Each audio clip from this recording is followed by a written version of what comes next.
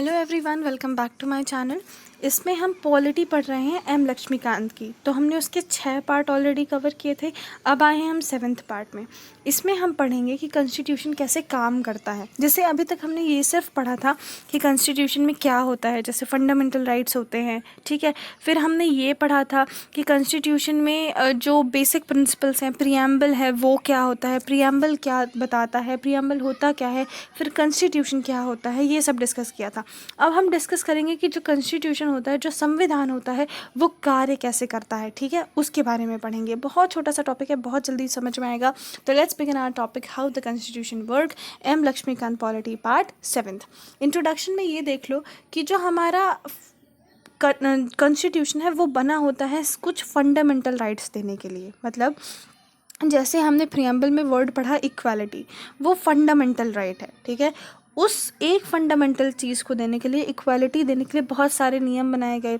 जैसे कोई किसी को अनटचेबिलिटी नहीं, कोई किसी को अनटचेबिलिटी प्रैक्टिस नहीं करेगा, कोई ऐसा नहीं करेगा कि पब्लिक प्लेसेस में एक पर्टिकुलर लोग जा सकते हैं या पर्टिकुलर कास्ट के लोग नहीं जा सकते। हर कोई जो सोशल चीज़ें हैं, पब्लिक ट्रांसपोर्ट है, पब्लिक चीज़ें हैं, उनका यूज़ कर सकता है ना। तो एक ही फंडामेंटल प्रिंसिपल था इक्वालिटी, उसको देने के लिए इतने सारे राइट बनाए। ऐसे हमारे बहुत सारे फंडामेंटल प्रिंसिपल हैं, है ना। जैसे कि सोवरेंटी है, सेकुलरिज्म है, इंटीग्रिटी है। इन सब को देने के लिए क्या किया गया, हमारे कॉन्स्टिट्यूशन ने बहुत सारे रूल बनाए हैं। ये चीज़ याद रखना, ठीक है। और ये क्या करता है हमारा कॉन्स्टिट्यूशन, बेसिकली एक पावर देता है किसको।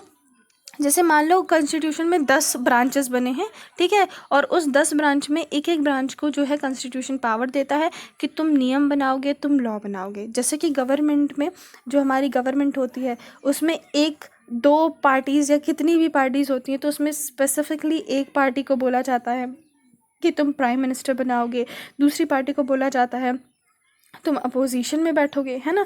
तो ये सब किसके बेसिस में होता है, ये सब हमको कौन बताता है कि कौन पावर में है, कौन प्राइम मिनिस्टर बनाएगा और कौन अपोजिशन में बैठेगा, ये सब हमको बताता है कॉन्स्टिट्यूशन। तो कॉन्स्टिट्यूशन क्या करता है, पावर देता है लॉ बनाने की। वो बताता है कि तुम लॉ बना सकते हो या नहीं बना सकते हो, ठीक है।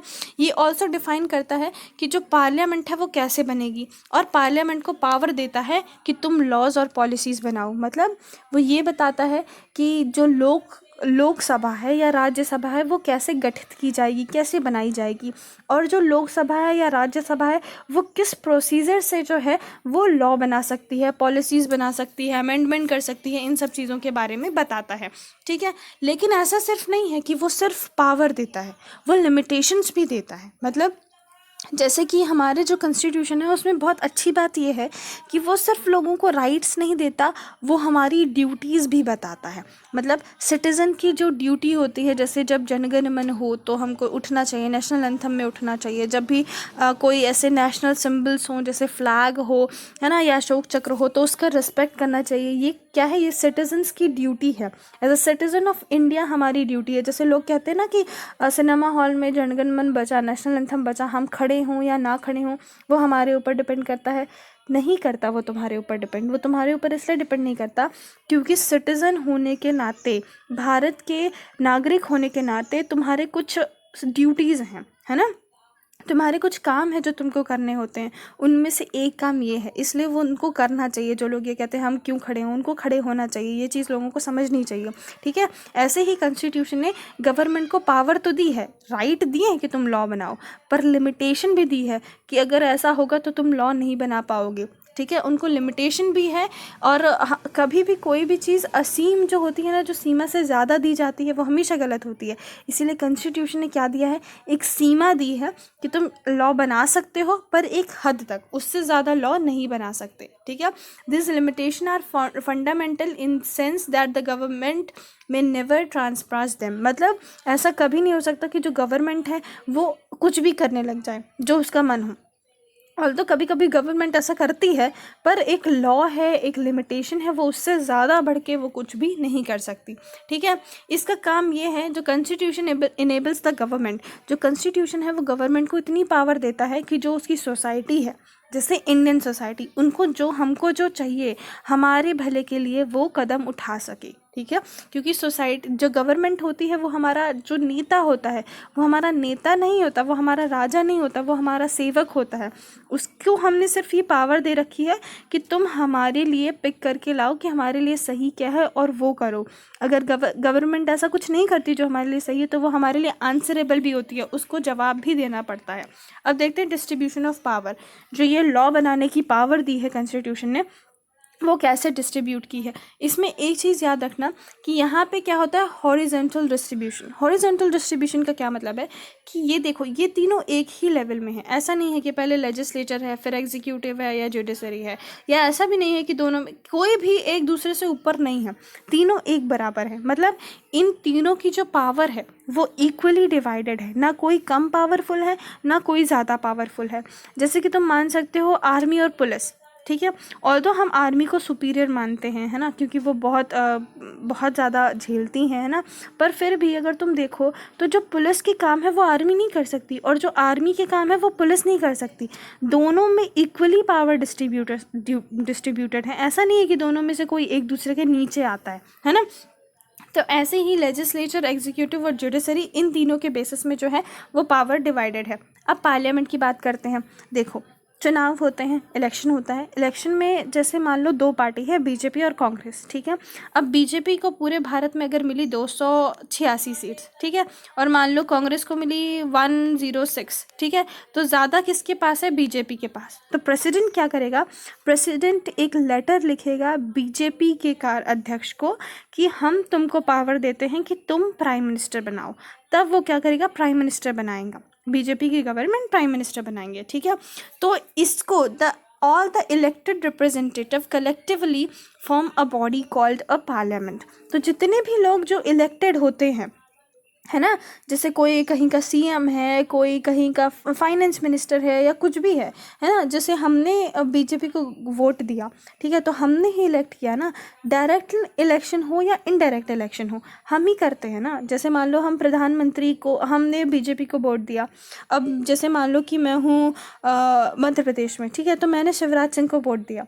डायरेक्ट ये क्या हुआ, डायरेक्ट इलेक्शन। इनडायरेक्ट इलेक्शन क्या हुआ, मैंने मोदी को वोट दिया, क्योंकि अगर मैं शिवराज को वोट नहीं दूंगी तो मोदी वैसे भी प्राइम मिनिस्टर नहीं बनेगा। लेकिन मैंने इनडायरेक्टली किसको दिया, मोदी को दिया। तो दोनों ही इलेक्शन मैंने ही किए, एक डायरेक्ट इलेक्शन था, एक इनडायरेक्ट इलेक्शन था। तो उस इलेक्शन से जो रिजल्ट आता है उससे एक कमेटी फॉर्म होती है, उस कमेटी को हम कहते हैं parliament. The resulted body formed due to the elections which can be indirect or direct is known as parliament, ठीक है। जो पार्लियामेंट है उसमें दो हाउस होते हैं, ठीक है, एक लोकसभा होती है, एक राज्यसभा होती है। दो सभा होती है, एक लोकसभा होती है, एक राज्यसभा होती है। जो लोकसभा होती है उसको हम कहते हैं लोअर हाउस, ठीक है, और इसको हम कहते हैं अपर हाउस। और ये दोनों मिला के क्या बनाते हैं, ये दोनों मिला के बनाते हैं पार्लियामेंट।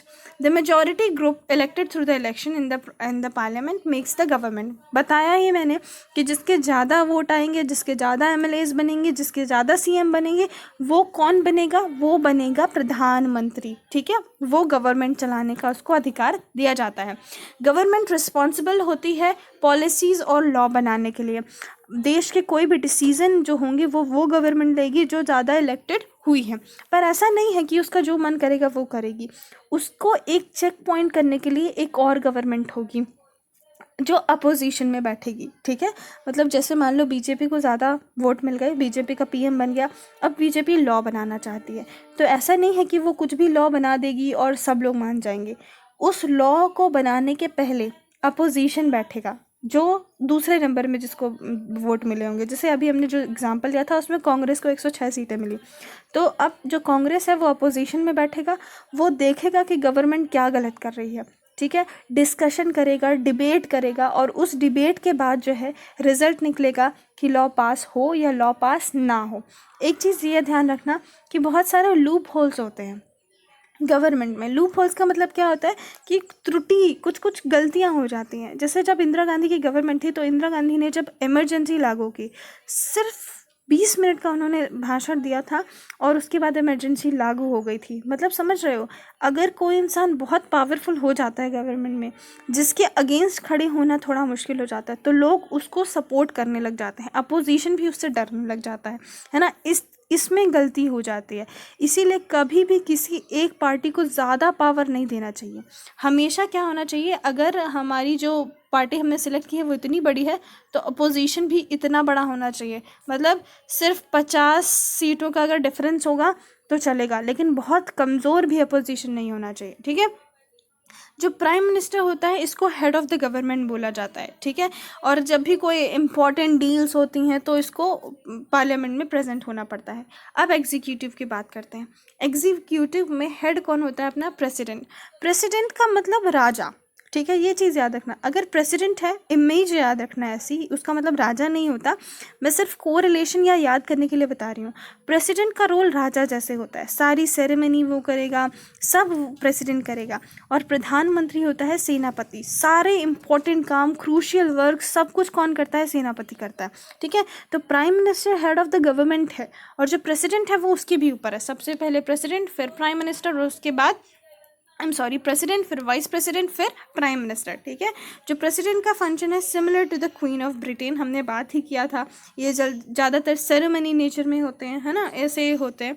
और प्रेसिडेंट के पास ये पावर है कि वो प्राइम मिनिस्टर को चेंज कर सकता है। नॉमिनल पावर होती हैं, कुछ ही पावर होती हैं जो प्रेसिडेंट के पास होती हैं, पर बहुत पावर्स होती हैं वो। मतलब एक पावर है तो इमरजेंसी लागू करा दें प्रेसिडेंट, है ना, तो बहुत बड़ी पावर्स होती हैं उनके पास। अब जुडिशरी में आते हैं। जुडिशरी का मतलब क्या होता है? ये कोर्ट वाले जो चक्कर होते हैं ना, कोर्ट, ये सब जो होता है, सुप्रीम कोर्ट, ये सब क्या होता है? जुडिशरी में आते हैं।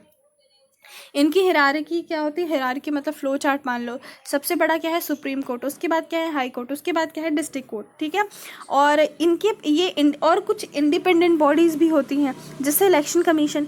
इलेक्शन कमीशन का भी बहुत बड़ा रोल होता है, पता है। अभी जब तक शायद इलेक्शन कमीशन के बारे में लोग ज़्यादा जानते नहीं थे स्टार्टिंग में, फिर बीच में एक आए जिनका मैं नाम भूल गई, लीडर, वो कहते थे कि मैं अपने ब्रेकफास्ट में आदमी खाता हूँ, उनकी ये लाइन थी एक, ठीक है। तो उन्होंने जो है इलेक्शन कमीशन को पावर दी। उन्होंने एक्चुअली में डिस्कवर किया कि इलेक्शन कमीशन कितना पावरफुल है। वो किसी को भी रोक सकते हैं। अगर तुम्हारी पार्टी गलत कर रही है, तुम्हारी पार्टी को निकाल सकते हैं इलेक्शन में। बहुत पावरफुल होते हैं ये लोग भी, ठीक है।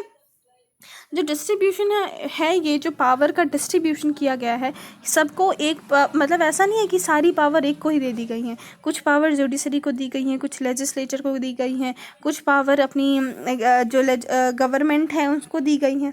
इससे क्या पता चलता है कि सारी पावर एक के पास नहीं है, इसलिए कोई अपनी मनमानी नहीं कर सकता। और तीनों के पास एक बराबर पावर है, इसलिए वो देख सकते हैं कि दूसरा कोई गलत तो नहीं कर रहा। अगर दूसरा कोई गलत करता है, जैसे मान लो ये लेजिस्लेचर है, ये एग्जीक्यूटिव है और ये जुडिशरी है, अगर लेजिस्लेचर में कुछ गलत होता है तो ये दोनों इंटरफेयर कर सकते हैं। और जब ये दोनों इंटरफेयर करेंगे तो इन दोनों की पावर, ट्रायंगल का रूल होता है ना, sum of two sides is always greater than third side, तो इन दोनों की पावर मिलके हमेशा लेजिस्लेटर से ज़्यादा हो जाएगी, और ये वो करेंगे जो सही है। इसलिए चेक पॉइंट्स होना बहुत ज़रूरी है, ठीक है। तो बस that's all for today. Thank you. मुझे लगता है आपको पसंद आया होगा। पसंद आया हो तो लाइक कीजिए, सब्सक्राइब कीजिए। Take care, bye bye, thank you.